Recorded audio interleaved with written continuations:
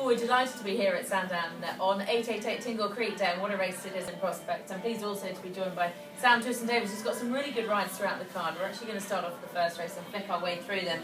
Sam, a horse, you know, you're not in the first race, but you're bound to have a view on one or two of these. I thought King's Odyssey was quite interesting. He was purchased for quite a lot of money after his first start, so clearly they think he's quite good. Yeah, definitely. The form of the race has worked out very well. The winner's won again, which is always a good sign. The form has worked out well. They pulled a long, long way clear of. The third was quite close to them. The fourth was miles behind, and he's not too bad an animal. So he looks solid. But speaking to Aidan this morning, he was quite keen on Azza. Also, Venetia's, they love this kind of bad ground, and he was very, very impressed with winning Warwick. And for me, it's between those kind of two. Okay, he's got to give a bit of weight away, hasn't he? And just a quick mention on the ground, because you've been out there. Is it going to be quite testing today? Obviously, with the overnight frost, they didn't get any rain. It just means it'll just be very, very lifeless. Obviously, as you know, we've been very, very wet, so the ground has been soft, heavy. Then as it's drying out, it just takes a little bit of time, which just means, the way I'd probably describe it, it's almost like super glue. You know, the legs are going in, but it's a lot harder work to pull them back out. If a horse can deal with it, it's the conditions where you can actually get a good horse beat. But at the same time, Venetia seems to deal with it very, very well. Okay, so it could be a case of buying distances today by the sound of things, that they could be really strung out. Move on to the second race where you are riding, but you're riding a horse called Ton Verdosa that you probably don't know an awful lot about for Donald again. I've ridden the horse once. She ran an enlisted novice herd lap of Perth over 3 miles. As it's quite well documented, a lot of Donalds have had a bit of time off, just the horses weren't quite firing, so he's given them an easy time. She actually wants a little bit further, so we'll probably go forward but make good use of the fact she stays. It's just whether she might need the run is the question in the back of our heads, but she jumps well and she'll see the trip out well. It's just, there's a lot of questions there. Hopefully we'll find answers for today. Okay, if you could ride something, what would it be? I thought Blue Buttons was quite interesting, because that second behind Holly Peacham looks quite strong. Yeah, Blue Buttons is favourite, and obviously, like you say, the form is very, very solid. There's a few in there you can make cases for, but Tempest River interested me. I think she'd be a biggish price. She's been over fences and she's been mixing it up. And I think she actually wants this kind of bad ground, actually almost just to help the tempo of the race slow down a little bit. So hopefully she'll have some sort of a chance. Okay, yeah, that's quite interesting. The 120, I spoke to AP about the chances here of the favourite Cup final.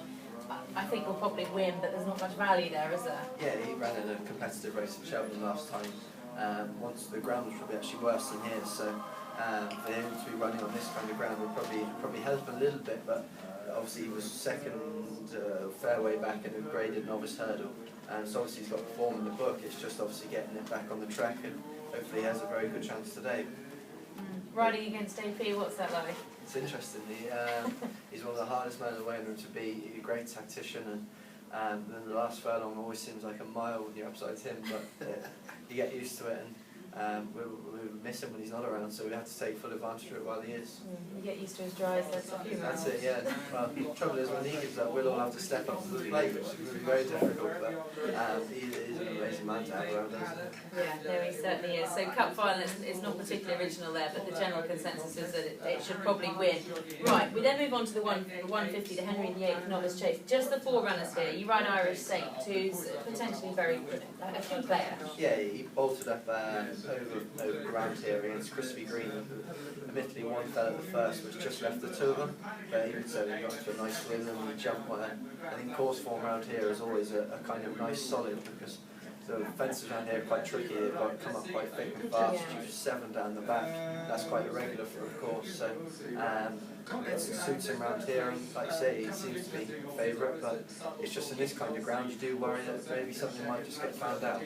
And he's very much sort of targeted this race, hasn't he, Paul Nichols, with this horse? Since the last day, yeah. So a route he took with Hinterland last year and it worked well, and hopefully this fella can do similar. But it's an interesting race. I think Court Minstrel, the ground will probably be a little bit soft for, that's well documented, but he could still win. And then Paul's other one is actually a massive danger. I gave him a poor ride last time, to be honest, but he's very tricky. He needs to be produced after the last. And he's one of those, he makes you think you're going a lot better than you actually are. And he did let go of his head, he doesn't go much faster. But it's a very, very trappy affair, and hopefully he'll come out on top, but we'll learn a lot from today anyway. Okay, we move on to the 230. Dormello Mo is the horse that you've picked up in the racing race this morning as one of your best chances of the day. What are your thoughts? He was one I was quite keen on just because I knew from obviously last time he deals with bad ground very, very well. Once again, he's a very good traveller. When the ground is like this, you don't want to be expending any energy by being keen or doing too much. And he's a horse that's actually very switched off and doesn't waste too much energy, so hopefully that gives him a good chance of actually seeing the last half of the race out. Snake Eyes is undoubtedly held in high regard, but it's got to prove it now because he's had a couple of chances when he was beaten, exactly short price in the past. He's had his chances to obviously to run in these sorts of races and be very competitive and so, but I think he's had a bit of money coming from today, which is interesting. But obviously a lot of Henderson's seems to be improving for the run, so after 315 days he might just benefit. But they'll know a lot more than I can tell you. But he's very interesting, obviously, to see how the race progresses and see how he's travelling kind of 2 hours. What about the 888sport Tingle Creek? Because although we haven't got the likes of Sound Agreed, we haven't got real champions in, it's now a very open race, isn't it? And you could probably give a case to 5 or 6 of them. Yeah, that's what makes it a great race. It will be a great spectacle to watch. The speed these will be going down to the last will be a little bit different than the other races because these are all very, very classy horses. And then you've got Godzone in there, Border Success, Dodging Bullets, Oscar Whiskey, Summersby. These are all very, very talented horses. So it's going to be a hell of a race. Obviously, you're missing your Side of Grugy and Sprinter Sacre, but even so, it's going to be a great race to watch. And Dodging Bullets has got to step up a little bit, but even so, hopefully he won't mind the ground. It does just kill the fat. He actually does have plenty of boot, but he won't be able to quite use that today. But he seems to stay well. I think it's a race that's almost going to be set up kind of Godzone and Oscar Whiskey that confirm kind of stayers in the race and the ones that are going to jump and not mind the ground too much. Godzone's looked good, hasn't he? He was class at extra. I know the weights are slightly different, but we probably haven't seen the best in him yet. What kind of made me think he is a good chance when he was third in a good novice chase around Canada. Tom George's horses weren't really firing. He looked like he was almost going to win that day. So to see him win, obviously last time beating Border Success, he got a little bit of weight. Even so, it was a very, very good performance, and it just proved that his Irish form was no fluke, and he's well up to running in this grade. It's interesting as well, Tom George had the novice option to go on, which would have been near as a penalty kick. He was quite highly rated, and the others would have had to step up to beat him. So to see him go in the obviously, your big race is what it draws you to him to make him definitely one he wants to beat. Okay, and what about Hinterland? Was it a tough choice to go with Dodging Bullets over him or not? It was tricky. Basically, what you want to do is process elimination when you're trying to choose 3 niche horses. And Dodging Bullets is very straightforward, whereas Hinterland can be very keen and breaks blood vessels. And if he's on a good day, he could well beat me and I could look silly, but it's just you're trying to eliminate risk when you are choosing a horse. And Dodging Bullets is very, very straightforward, jumps, travels, there's a lot of things right, whereas Hinterland is just a little bit, if he's on a good day, he's brilliant. He's got the hood on today, so that should help, but he just does need that little bit of help. Final race of the day, the London Sport Marathon. That really is going to take a bit of getting, isn't it? So that we could have some very tired horses here, probably a few of them that pull up.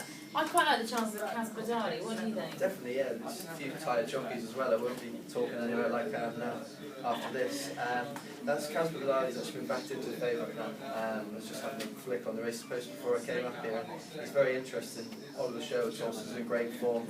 Our horse, There's No Panic, won this off a slightly lower mark last year, but this has been the plan for a very, very long time. The race seems to suit him. He likes it around here, and hopefully he can go close, but it's one of those that just, I don't know how to say this politely, some of them are a little bit like boats, they just keep chugging along, and it's whoever keeps chugging the best about the petrol running out, and hopefully ours can do that. Okay, so to sum up the day, you've got sort of chances throughout, with that sort of one that you'd really say is a banker. Yeah, I'd love to say I could have 2 winners, 3 winners today. It's very much a chance, but at the same time, in each individual race, there could be 1 or 2 that could beat us. So come the end of the day, I could be saying, well, sure, that was one of those days, never mind, I'll move on. Or I could be saying, well, it's one of the best weekends I've had.